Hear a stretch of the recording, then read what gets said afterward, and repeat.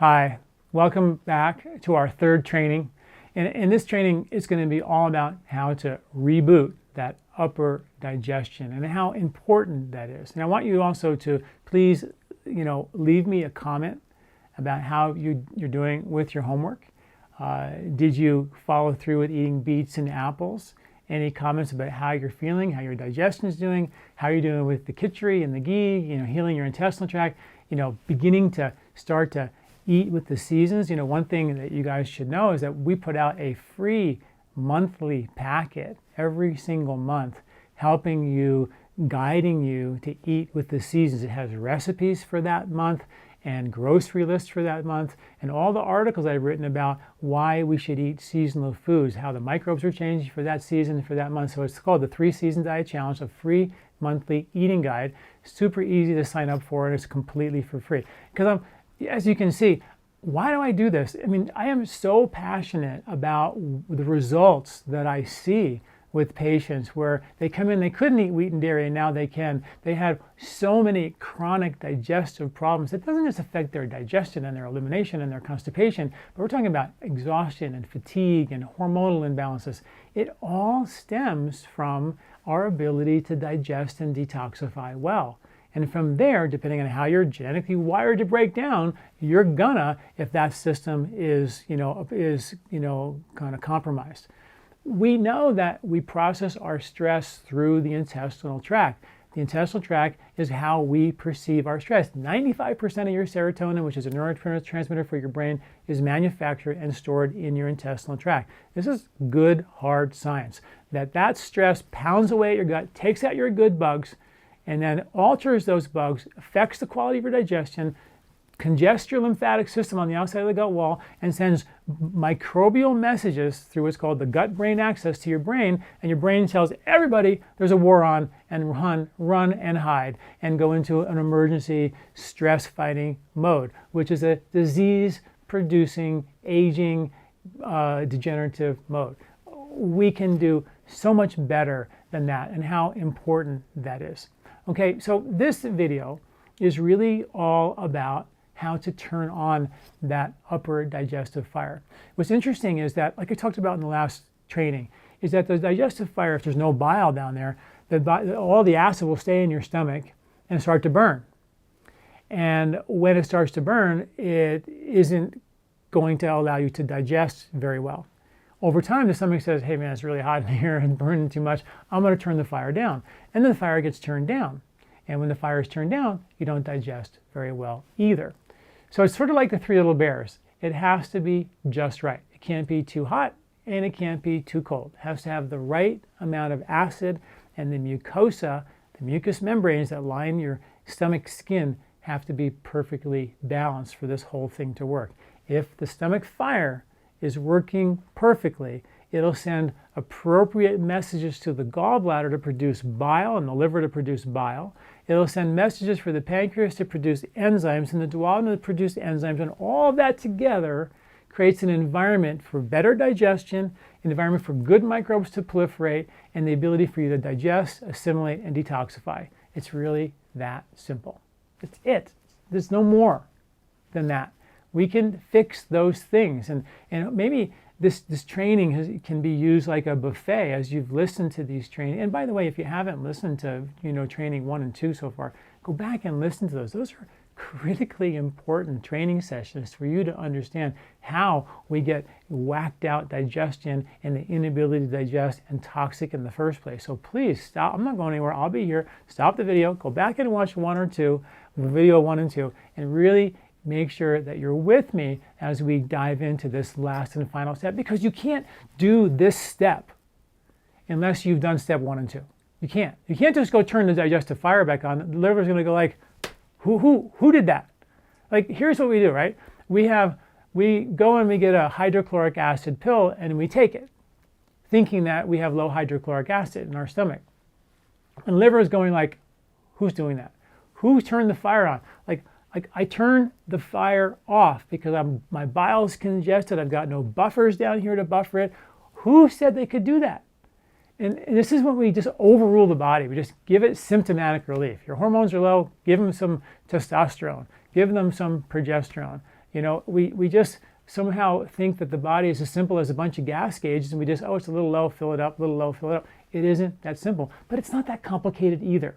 And when you look at what we've talked about in training 1 and training 2, these are simple concepts, really. And this concept now is, yeah, my stomach fire is not going to make enough acid if there's no bile to buffer it. It's smart. It has that figured out, okay? So now we got to figure out for you guys, is your stomach acid too high or too low? That's the $1,000,000 question at this point. So if you have a heartburn, you might think it's too high. Well, not so fast. Heartburn can be caused by acid that is too high or too low.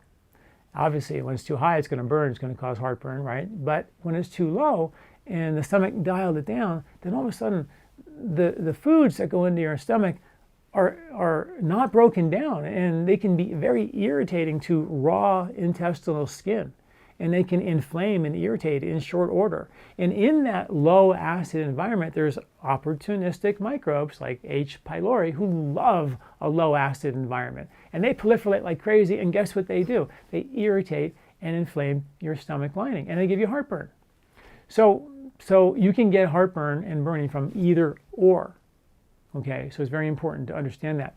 How do you know? Well, if you're having a heartburn condition, take about half a teaspoon of baking soda and with a glass of water, 6 to 8 glasses of water, and drink that and see if that helps you with your heartburn. If it does, then you have too much acid, because the bicarbonate is a natural buffer. It's very alkaline, and it's going to buffer those acids. If that didn't work, take a tablespoon of apple cider vinegar. Make sure you get really good quality apple cider vinegar, which is what they have. It's what's called the mother in it, which means it's got this sort of slimy things floating in there. You have to shake it up. And Bragg's is a good brand for that. And then you take a tablespoon of that in a glass of water, and you drink that down. Apple cider vinegar has got acetic acid in it, and it's going to naturally increase your digestive fire. And if it's low, it's going to make you feel better. So simply put, you have those two strategies, okay, to reboot, to find out which one it is. And you can use the bicarbonate as a therapy to lower your acid, and you can use the apple cider vinegar to increase your acid as we begin to heal this. So they can be both diagnostic tools as well as therapeutic tools. So that's pretty cool. Now, I think my favorite recipe to turn on your digestive fire, I have actually 2 that I want to share with you. Well, I might have a few more. So one thing that we know is that the mucous membranes in your stomach are 95% water, okay? And most people, according to the science, are very dehydrated. So if that layer of stomach lining is dehydrated, then the acid is going to burn it. And the stomach is just not going to produce the acid it needs. So there was a study that was done. They had people drink a big glass of water 15 to 30 minutes before their meal, and they had better digestion. They lost significant weight, and their body mass index was significantly decreased. It's pretty cool, right? Drink a glass of water before meals and I lose weight. I mean, that was amazing. Well, how it worked was, I think it probably made the meat a little less too, but it was a half hour before. So it's not like you ate a big glass of water before you ate and then you're full. Half an hour, that water's gone. It's hydrated your mucous membrane lining in your stomach, so it says, I now can produce more acid. This is a way different strategy than drinking a big glass of water before the meal, which could dilute your acids. You don't want to do that, or with your meal. Small amounts of water when you eat, so the food is sort of like a soup in your tummy, but not too much, not too little, again, like the 3 little bears. It's got to be just right. But taking a big glass of water before the meal, half hour to 15 minutes, is a great way to turn your stomach fire back on. Ginger, lemon, salt, pepper, all these things are digestive fire stimulants. Every restaurant on the planet usually has a salt and pepper shaker there. So you go into a restaurant and they give you water. You can ask for the water with no ice.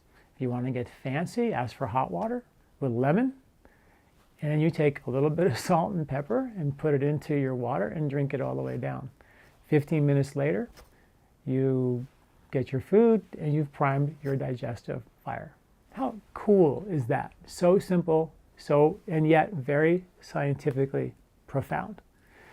Ordering a salad with the old-fashioned oil and vinegar.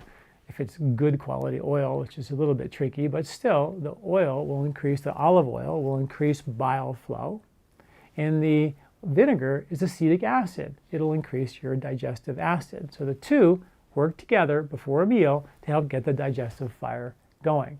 Really super simple, really super easy, and really powerful. I can't emphasize enough the importance of being relaxed when you eat your food.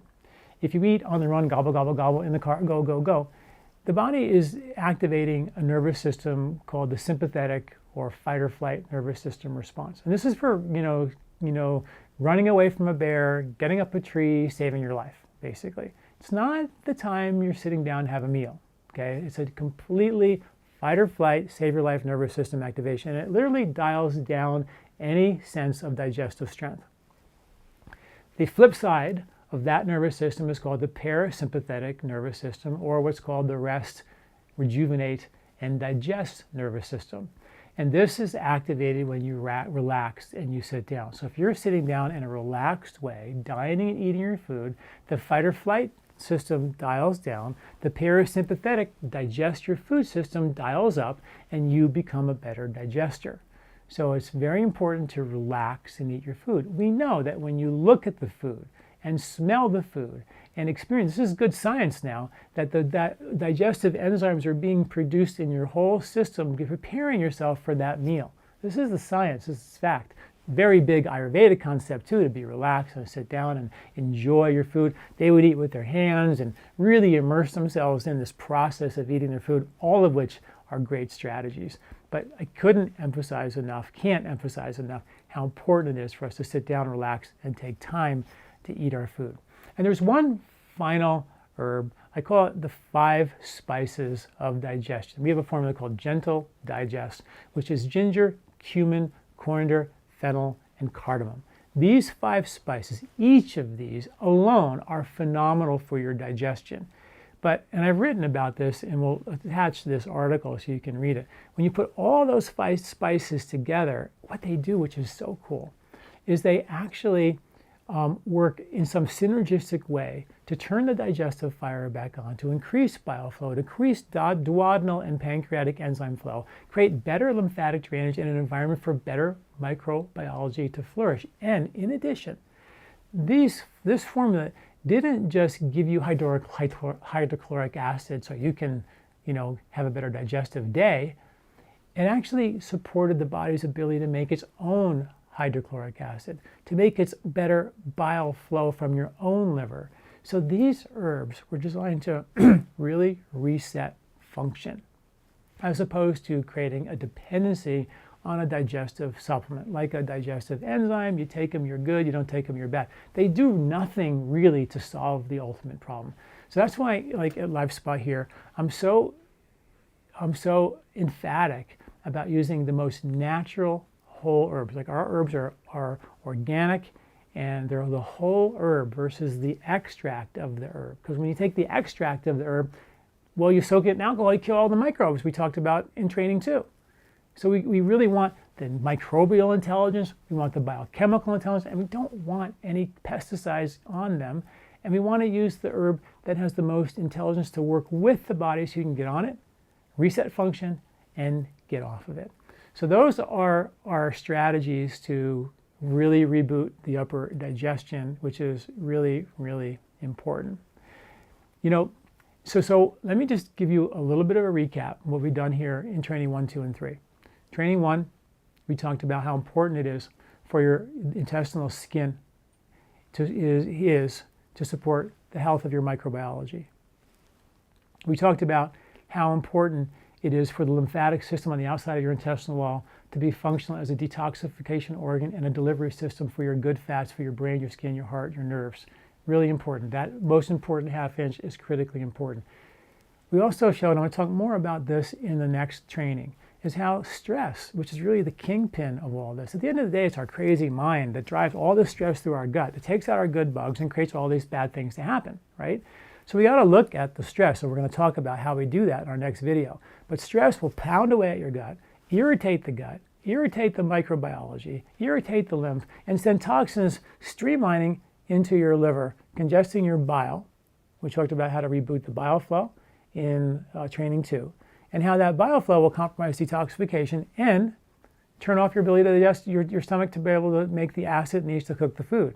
So when you put all that together, you have a system that can actually break down, digest, and detoxify in an efficient manner. Any break in that whole plan can cause inefficiency in this process.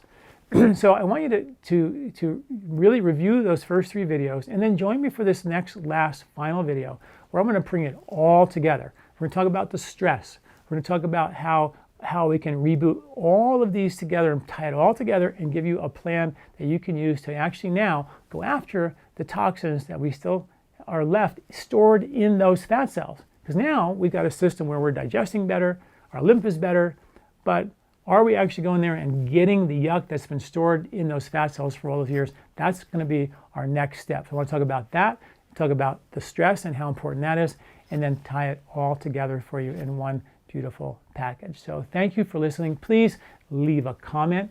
Let me know how you're doing. Your homework is I want you to troubleshoot your tummy, your stomach with apple cider vinegar or with the bicarbonate, the baking soda, and see which one makes you better, and then play around with those 5 spices, or a little salt and pepper, or a little lemon in your hot water. But please do these things before you eat your food to turn on that digestive fire. Thanks for listening.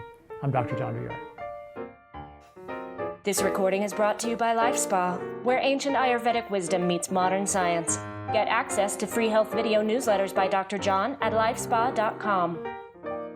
These statements have not been evaluated by the FDA. These products are not intended to diagnose, treat, cure, or prevent any disease.